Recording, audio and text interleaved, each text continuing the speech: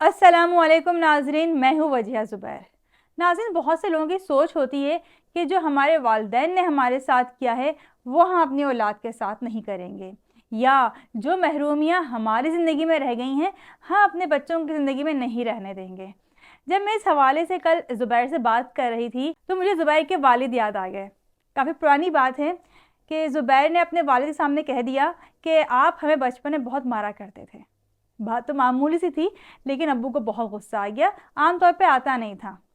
गुस्सा इस कदर आ गया, यानी वो इस कदर नाराज़ हो गए कि उन्होंने ज़ुबैर से बातचीत बंद कर दी। 2 दिन तक अब्बू ने ज़ुबैर से बात ही नहीं की। 2 दिन के बाद मैं अब्बू के पास गई। मैंने अब्बू से कहा कि अब्बू, आप ज़ुबैर से नाराज़ हैं, आप बात नहीं कर रहे इनसे। तो अब्बू को इतना गुस्सा था, कहने कि मैं क्या बात करूँ उससे, इल्ज़ाम लगाता है मुझ पे कि मैं उसको मारता था। मुझे हंसी आ गई। अब्बू कहने लगे कि मैंने सोचा था कि जो कुछ मेरे वालिदैन ने मेरे साथ किया है मैं अपने बच्चों के साथ नहीं करूँगा, और मैंने नहीं किया। मैंने नहीं उनको इस तरह से मारा, और वो मुझ पे इल्ज़ाम लगा रहे हैं कि मैंने उसको मारा है। तो मैं हंसने लगी।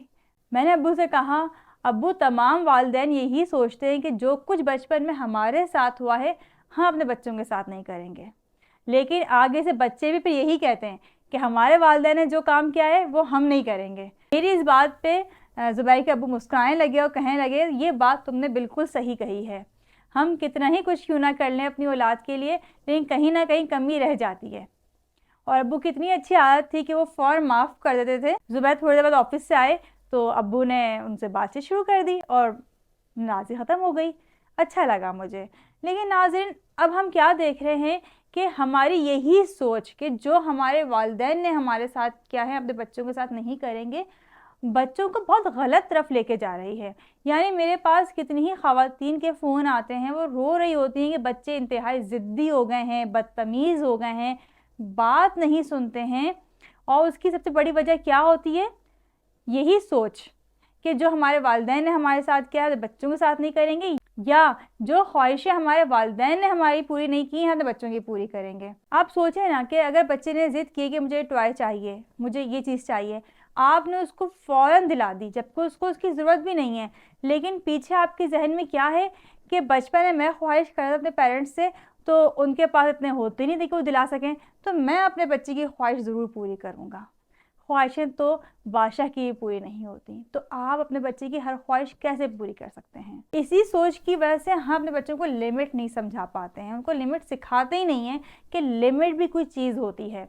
आप अफोर्ड करते रहते हैं, बच्चे आपसे डिमांड करते रहते हैं, लेकिन फिर एक वो वक्त आता है जहाँ आप अफोर्ड नहीं कर सकते हैं। तब पता चलता है कि अब तो बच्चे हाथ से निकल गए हैं, अब तो बच्चे इतने ज़िद्दी हो गए हैं, इतने बदतमीज़ हो गए हैं कि हमारे मना करने पे हमारे सामने खड़े हो जाते हैं। यानी मेरे पास उन माओं के फ़ोन आए जिनके बच्चे 22-23 साल के हो गए हैं। वो कहती हैं कि अब बच्चे हमारी सुनते ही नहीं हैं। अच्छा, मामला सिर्फ इतना ही नहीं है कि आपके पास पैसा है, आप चीज़ दिला रहे हैं उनके लिए।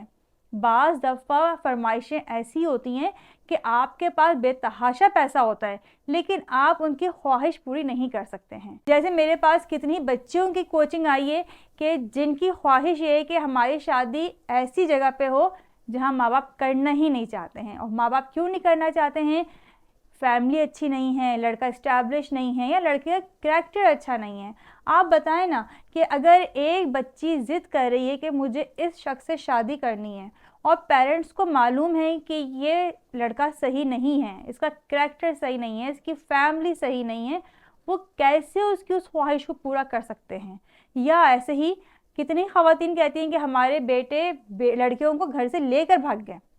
अब आप बताएं ज़रा, कितनी अफसोस की बात है कि माएँ मजबूर हो जाती हैं, वालिदैन मजबूर हो जाते हैं औलाद के हाथों कि हमने मना किया था कि हम अभी तुम्हारी शादी नहीं कर सकते हैं, तो लड़के भगा के ले गए।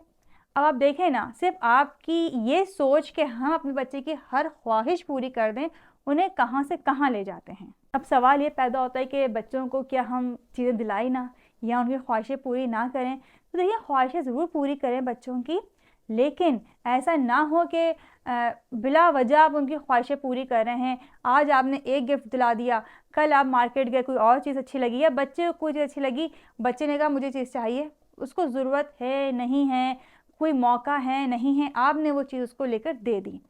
आपको चाहिए कि आप कुछ रूल सेट करें। जैसे हमारे घर में रूल सेट है کہ اگر बच्चों को कोई चीज़ चाहिए तो उन्हें कोई अपनी अचीवमेंट हमें दिखानी होगी। जैसे हरमीन ने मुझसे कहा कि आप मेरे लिए स्टिकर्स ऑर्डर कर दें। मैंने कहा बेटा पहले मार्क्स अच्छे लेकर आओ अपने पेपर्स में, उसके बाद स्टिकर्स मिलेंगे। नंबर अच्छा आ गया हरमीन के, मैंने स्टिकर्स दिला दिए। लेकिन इससे क्या हुआ, हरमीन को इस बात का एहसास हुआ कि मैंने कुछ किया तो मुझे ये चीज़ मिली है। यानी बच्चे को इस बात का एहसास होना चाहिए कि जो चीज़ मुझे मिल रही है इसकी मैंने प्राइस पे की है।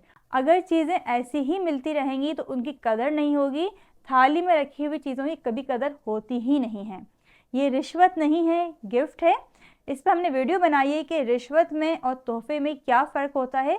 लिंक डिस्क्रिप्शन में मौजूद है, आप चाहें तो वहाँ देख सकते हैं।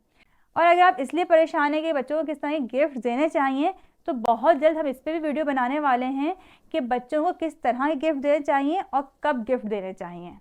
बहुत बहुत शुक्रिया। अल्लाह हाफ़िज़।